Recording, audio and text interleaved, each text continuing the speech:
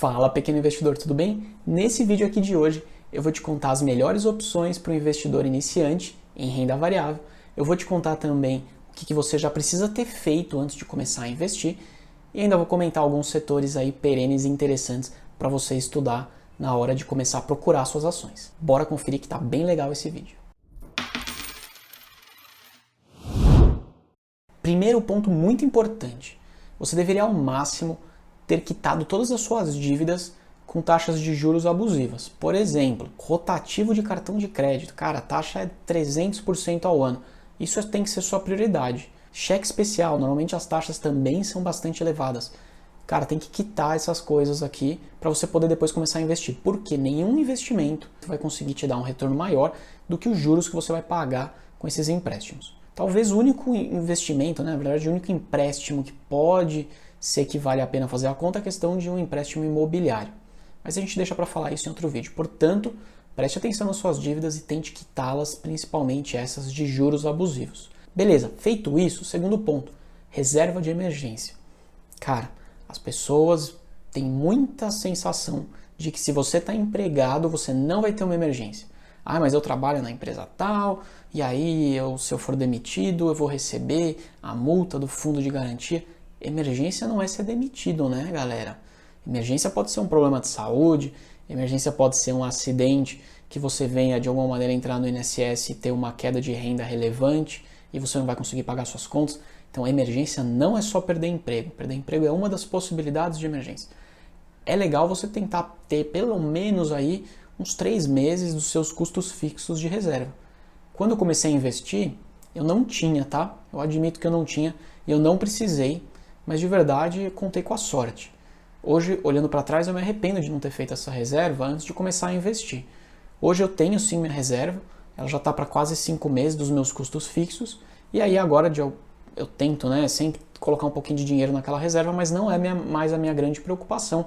Hoje em dia eu já consigo aportar praticamente todo o dinheiro que eu guardo já em aportes diretos e investimentos, beleza? Então tenha sim uma reserva de emergência, ou pelo menos comece a montar ela junto com os seus investimentos, que ela é bastante importante. Beleza, feito tudo isso, e aí?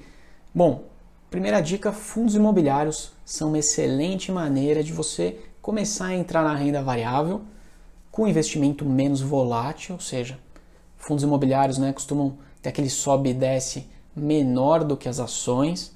Portanto, para quem está começando a investir em renda variável, já começa a criar aquele controle no estômago, né, de ver o sobe e desce da bolsa todo dia. Fundos imobiliários são bem legais. Outra coisa muito boa de fundo imobiliário é que ele paga dividendo, a grande maioria deles, todos os meses. Quem não gosta de uma graninha caindo todo mês, hein?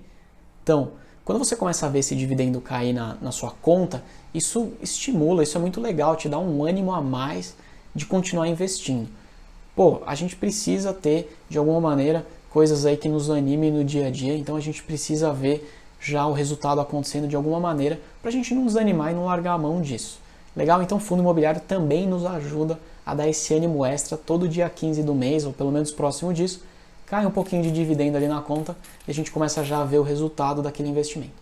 Acho o fundo imobiliário uma excelente opção para começar a colocar o pé nos investimentos. Eu comecei a investindo em ações lá atrás e de verdade eu não estava preparado para isso. Quando eu comecei a investir, fiz escolhas ruins de investimento, comecei a fazer trade logo de cara, que também não era a minha praia, e não é a praia de 99% dos brasileiros que perdem dinheiro fazendo trade.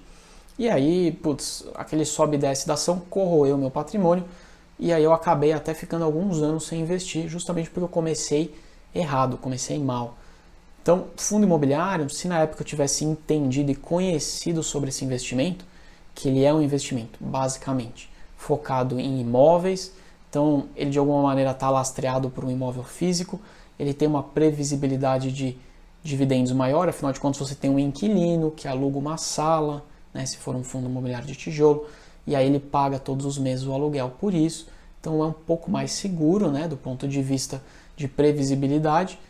Eu teria com certeza começado antes e começado melhor a investir em renda variável. Então fica aqui um primeiro possível caminho para você estudar e entender melhor fundos imobiliários.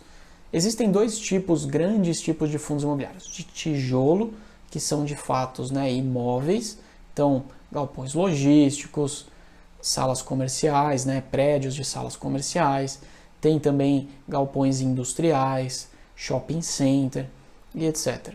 Além disso, também tem fundos imobiliários do tipo de papel, que na verdade é como se ele estivesse emprestando um dinheiro para alguém e esse alguém vai investir em um imóvel, vai construir um prédio, depois vender e assim por diante. Então, são os famosos, né, certificados de recebíveis imobiliários, os CRIs. Esses CRIs estão dentro dos fundos de papel.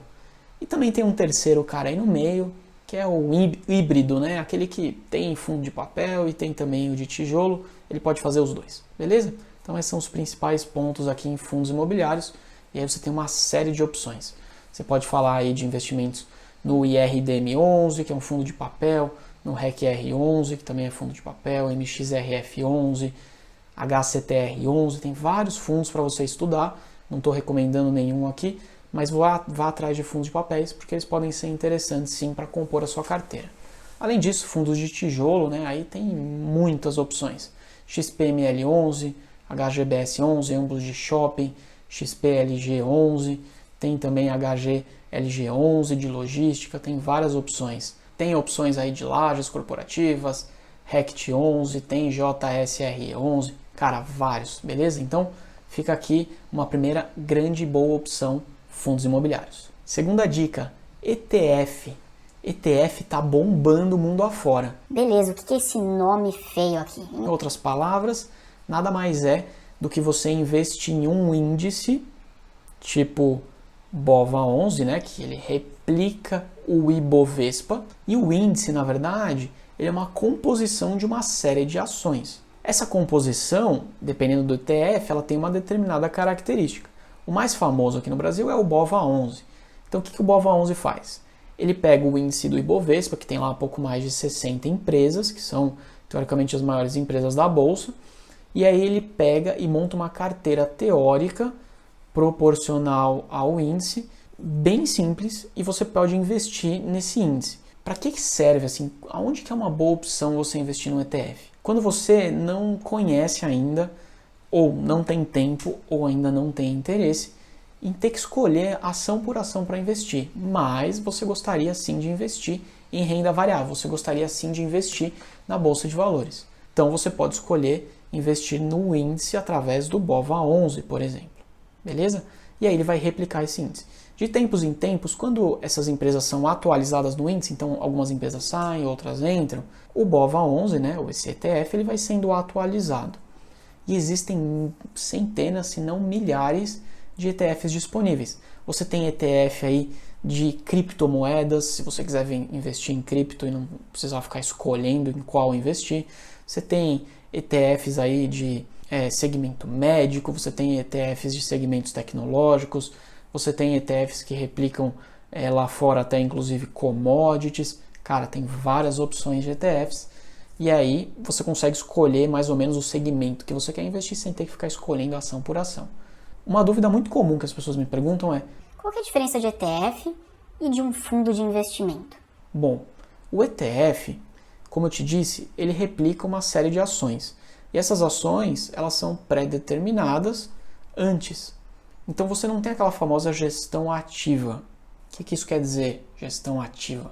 Bom, você não tem um gestor que fica fazendo escolha de ação, vende, compra, não, agora eu mudei a estratégia, o mercado não está positivo para tal coisa, mas está para outra, eu vou lá investir em outra coisa, vendo essa, compro aquela.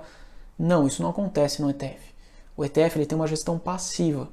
Então você determina num regulamento aonde que ele pode investir, quais são as empresas que entram e saem, quando que elas entram e saem, e aí, de acordo com essas regras, ele vai eventualmente de tempos em tempos trocando essas ações, mas sempre seguindo o regulamento já pré-determinado.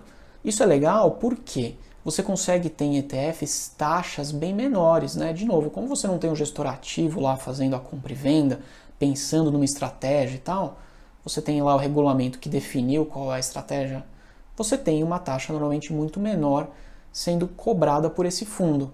E de verdade é sempre muito bom não pagar taxa, né? Em qualquer coisa que a gente faz. Então, por isso que o ETF pode ser uma opção legal ali para você contrabalancear. Ah não, eu quero ter um gestor que vai escolher para mim a ação, eu quero ter um gestor, eu gosto daquele cara e eu acho que ele consegue tomar boas decisões no tempo. Não, então beleza. Então você vai para um fundo de investimento, que aquela pessoa é a gestora, e aí sim você vai ter uma taxa que é cobrada, né, maior do que isso, e você espera que ele consiga entregar resultados melhores do que um ETF, por exemplo. Né? Afinal de contas, você tem uma pessoa especialista naquilo. Beleza? Então essas são as principais diferenças aí entre um fundo de investimento e um ETF. Recomendo que, se você quiser entrar na renda variável e não sabe por onde começar, que você dê uma lida sobre os ETFs e possíveis ETFs, que você já começa aí a se expor em renda variável sem ter que de cara aprender logo como fazer escolhas das ações. Ah não, pô Lucas, eu já conheço ações, eu já conheço o básico, eu quero escolher ações. Não sei como, mas eu quero. Bom, beleza, então agora vai a minha terceira dica. Se você quer escolher ações e está começando, né, e já passou por as duas dicas anteriores que eu acabei de te contar, a minha recomendação, a minha dica aqui é que você primeiro estude segmentos chamados aqueles segmentos mais resilientes. O que é um segmento resiliente? Segmento resiliente, tentando fazer um paralelo aqui, são aqueles segmentos, né, são aquelas empresas que, independente do que aconteça, o boleto vai chegar. O que é o boleto vai chegar? Luz. Cara, você vai usar luz. Todo mundo precisa usar luz hoje em dia. Todo mês você vai ser cobrado pela luz que você usa. Cada vez mais cobrado, por sinal, né? Tá caro que só. Segundo ponto, água, esgoto. Todo mês vai chegar essa conta para você. Vai vir o boletinho lá para pagar. Então, são dois setores resilientes. Telecomunicações, putz, eles são um setor, talvez não tão resiliente quanto os outros, mas ainda assim são resilientes, né? Cada vez mais a gente vê as pessoas estando conectadas, usando a internet, tendo seu telefone celular, precisando se comunicar com as outras pessoas ao redor aí do mundo. Então, telecomunicações também, mensalmente, você paga por esse serviço, cai na sua conta lá, boletinho para você pagar. Setor bancário é um setor resiliente também. Banco aqui no Brasil ganha dinheiro desde sempre, né? Então, as pessoas precisam usar meios de pagamento, intermediários financeiros para fazer suas negociações, suas compras. Então, você vai continuar usando o banco. Ah, mas ele é digital, ele é menos digital, interessa. Setor bancário, setor de seguros, são setores aí também chamados setores resilientes. Beleza? Então, essas são algumas ideias para você priorizar na hora de começar a estudar esses setores. Porque são setores que, de alguma maneira, vão te dar um pouco mais, no geral, de previsibilidade de suas receitas. Consequentemente, quando você consegue ter receitas mais previsíveis, você consegue ter lucros mais previsíveis. Bolsa de valores, cotação de ação, segue lucro no tempo, né? Então, se você tem lucros previsíveis, você consegue ter uma cotação mais estável. Porque o acionista, o investidor já sabe, tem uma ideia boa do quanto que vai pingar de lucro para a empresa, de quanto que ela vai poder distribuir de dividendos, qual o potencial de pagamento da dívida da empresa. Então, fica mais fácil, essas empresas costumam ser menos voláteis, beleza? Isso não quer dizer que você não possa também estudar outros setores, eu só estou dando aqui algumas dicas de setores que são um pouco mais resilientes, né?